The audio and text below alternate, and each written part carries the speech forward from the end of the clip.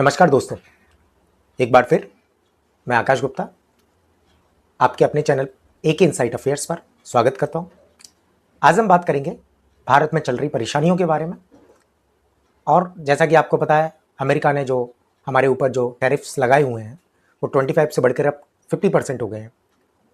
अब ये कहीं ना कहीं हमारे देश के लिए और देश की इकोनॉमी के लिए बहुत बड़ा सेटबैक है, क्योंकि हमारे जो छोटे मजदूर हैं, छोटे जो लघु उद्योग हैं, उनके ऊपर इनका सीधा कहीं ना कहीं इनका इम्पैक्ट पड़ता है। क्योंकि हमारे जो एक्सपोर्ट है अमेरिका के लिए वो कहीं ना कहीं बहुत ज़्यादा ट्रबल में आएंगे। क्योंकि इंडिया के ऊपर 50% टैरिफ लग चुका है, जिसके वजह से जो पहले मान के चलो एक व्यक्ति या एक उद्योग एक टी शर्ट मैन्युफैक्चर करता था, वो टी शर्ट जब अमेरिका में बिकती थी उस समय 100 रुपीज़ की बिकती थी, जब कोई टैरिफ नहीं था। इसके बाद अमेरिका ने 25% टैरिफ लगाया, क्योंकि हम रशियन ऑयल खरीदते हैं। और अमेरिका ने बार बार वही रशियन ऑयल का हवाला दे करके, जबकि आपको पता होना चाहिए कि यूरोप और बाकी चाइना और कई अन्य देश हैं जो हमसे कई गुना ज़्यादा ऑयल इंपोर्ट करते हैं अपने देश में रशिया से। बट क्योंकि हम सॉफ्ट टारगेट हैं ट्रंप का, और ट्रंप को ये लगता है कि इंडिया को झुका करके हम कहीं ना कहीं दूसरे देशों के लिए एक एग्जाम्पल सेट करेंगे कि जो हमारे साथ हमारी बातें नहीं मानेगा उसको कहीं ना कहीं हम बर्बाद कर देंगे। बट भारत की सरकार जो है वो भारत के एक मजबूत स्तंभ को दर्शाती है।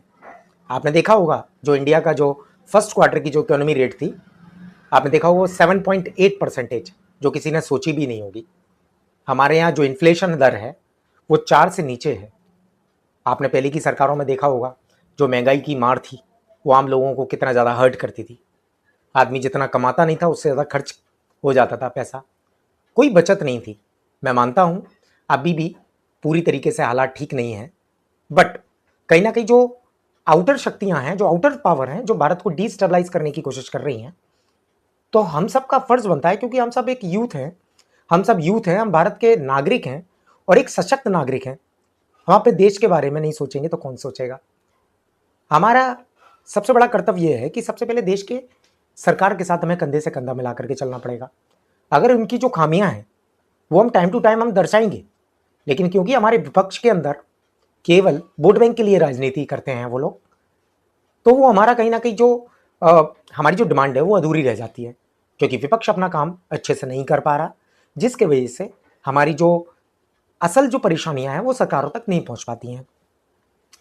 लेकिन सरकार 2014 से अगर हम बात करें तो सरकार हर एक पहलू पर कोशिश कर रही है, हर एक सेक्टर को, हर एक नागरिक की जो परेशानियां हैं उसको कंसीडर करने के लिए। बट कहीं ना कहीं आपने जैसे कि देखा होगा कई सारे सरकारी जो क्वेश्चन पेपर्स हैं, आपने देखा होगा सरकारी नौकरियों में जो भर्तियां हैं उनमें पहले ही पेपर जो है वो आउट हो जाता है, लीक हो जाता है।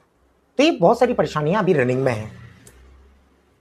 साथ ही साथ आपने देखा होगा कि पाकिस्तान और चाइना जैसे जो बेशरम मुल्क हैं, जिनको किसी संप्रभुता अखंडता से कोई लेना देना नहीं है, और पाकिस्तान की तो क्या ही बात करें, वो देश है ही भिखमंगा, जो केवल जकात पे चलता हो, जो केवल कर्ज के बोझ के तले दबा हुआ है। लेकिन वो कहते हैं रस्सी जल गई बल नहीं गया, वो जैसा काम पाकिस्तान का है। उसका हमेशा से एक ही टारगेट रहता है, कैसे इंडिया को डिस्टेबलाइज किया जाए। इधर चाइना पाकिस्तान के साथ मिलकर के भारत को दबाने की कोशिश कर रहा है। और अगर हमारे देश के प्रधानमंत्री मोदी जी की अगर देखें तो वही एक व्यक्ति ऐसे हैं जो भारत का सिर जो है वो विश्व में सबसे ऊंचा किए हुए हैं। क्योंकि अमेरिका का प्रेशर टाइम टू टाइम हमारे ऊपर बराबर आ रहा है, तो अभी भारत सरकार के रेलवे मंत्री ने, अभी आपने देखा होगा कुछ 2 या 3 दिन पहले मीटिंग की। उस मीटिंग में माइक्रोसॉफ्ट, जो आपने ऐप देखा होगा, हमारे यहाँ वर्षों से हमारे इंडिया में जो विंडोज़ हैं वो माइक्रोसॉफ्ट की आती हैं कंप्यूटर के अंदर, चाहे आपने देखा होगा 98 से लेकर के अभी 10 चल रही है सीरीज़।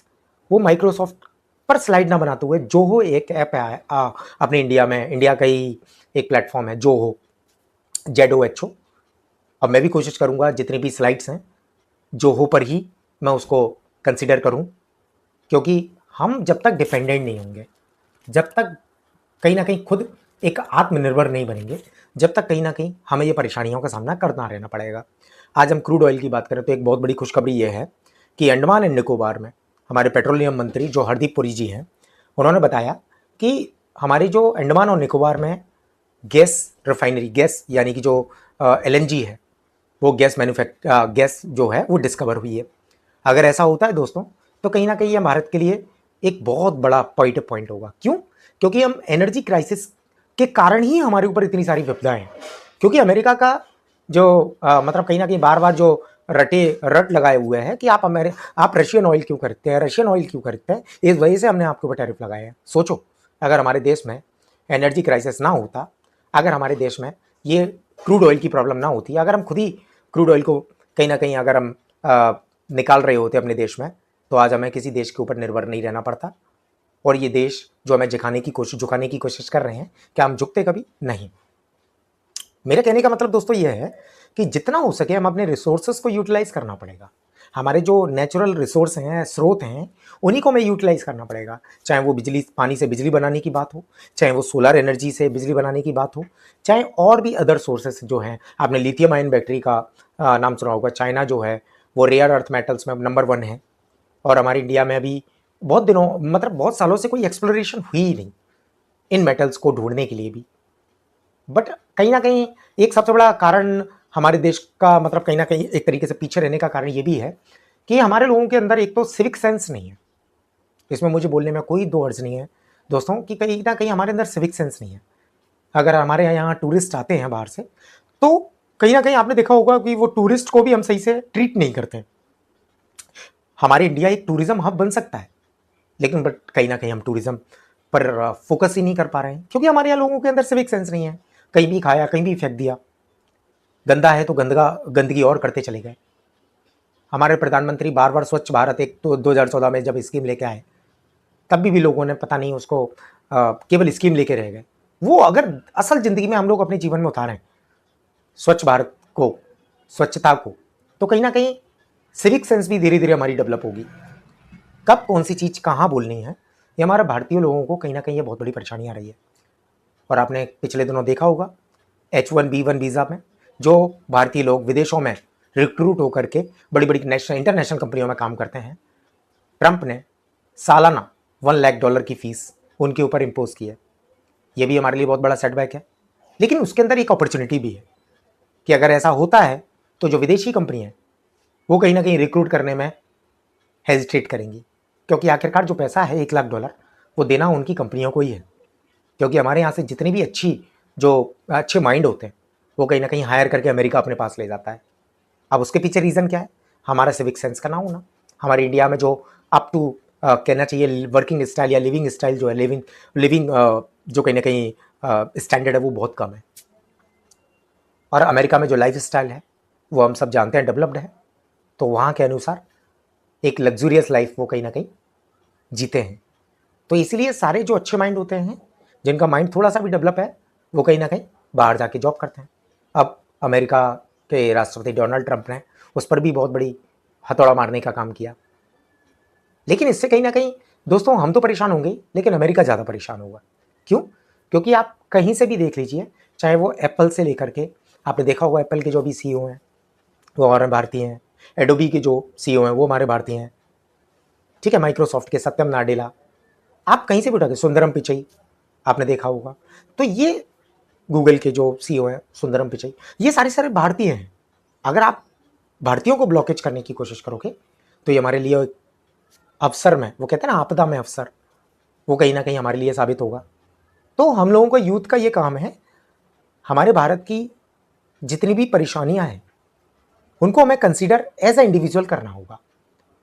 अगर हम ऐसा कर पाते हैं तो दोस्तों आप यकीन नहीं मानेंगे कि आने वाले कुछ सालों में जो मोदी जी का सपना है 2047 तक का भारत का विकसित देश बनाना भारत को, वो हम कहीं ना कहीं बहुत आसानी से कर पाएंगे। मैं मानता हूँ इसके बीच में बहुत सारे ऑब्स्टिकल्स आएंगे, बट कहीं ना कहीं हमें एक पॉलिसी तो फ्रेम करनी होगी। अगर ऐसा रहता है दोस्तों तो आप यकीन मानिए हम तो डेवलप होंगे ही, हम तो एक कहीं ना कहीं एक अच्छा जीवन जिएंगे ही, साथ में हमारी जो जनरेशन आ रही है वो भी एक अच्छा भारत देखेगी और अच्छा जीवन यापन करेगी। दोस्तों, कहने का मतलब मेरा यही है सार, कि चाहे कोई भी सेक्टर हो, आप एज ए इंडिविजुअल उस चीज़ के बारे में थोड़ी सी पढ़ें, लोगों को थोड़ा जागरूक करें सिविक सेंस के बारे में, लोगों को बताएं कि क्या सही है क्या गलत है, सरकार के किस पक्ष के साथ खड़ा होना है, कौन सा पक्ष है जो हमें विरोध करना चाहिए। ऐसा नहीं कि विपक्षी दल जो भी कह दें हमें उसके पीछे लग जाना है। अगर हम अपने आप को इंडिविजुअल अगर थॉट प्रोसेस को हम अगर अपन देखें तो कहीं ना कहीं आप ये पाएंगे कि कहीं ना कहीं अगर हम अपने माइंड का यूज़ करें तो ये सारी परेशानियों को हंसते हंसते हम टाल सकते हैं। दोस्तों, मैं आशा करता हूँ आप मेरी बात को अच्छे से समझ पाए होंगे, और अगर आपको ये वीडियो अच्छा लगा हो तो प्लीज़ लाइक करें। आप अगर नए हैं इस चैनल पर तो सब्सक्राइब जरूर करें, और कमेंट में आप कोई भी क्वेरी, आप अगला वीडियो जो बनवाना चाहते हैं उसके ऊपर आप मुझे कमेंट करके बोल सकते हैं। बहुत बहुत थैंक यू, धन्यवाद, जय हिंद, जय भारत।